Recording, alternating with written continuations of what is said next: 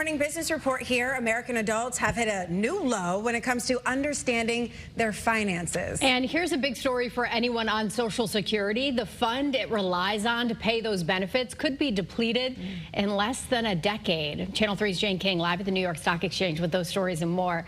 Good morning, Jane. Hi, Tracy and Caitlin. Good morning. Yes, this trust fund that Social Security relies on to help pay the benefits may be depleted by 2032, according to current projections. And at that time, retirement beneficiaries would see a 24% benefit cut, which would prompt a $500 average monthly benefit cut. That's going to report from the Committee for a Responsible Federal Budget. Now, in some states, those benefit cuts would be more. And in fact, it's estimated that Connecticut would receive the biggest cut of any state with an average of $556. Well, American adults have hit a new bottom when it comes to financial knowledge on topics like spending and borrowing, investing, retirement.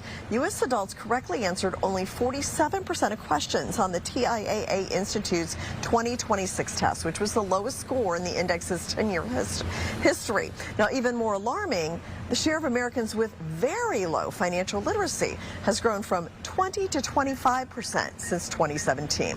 And authorities are warning recent college grads about job scams. Work from home jobs, other scams use high pay and flexible schedules to target people looking for work. And police say that scammers use fake job applications to also get personal and financial information. So one of the first clues that this is a scam is if it asks you for money. Okay, the Dow fell 600 points yesterday.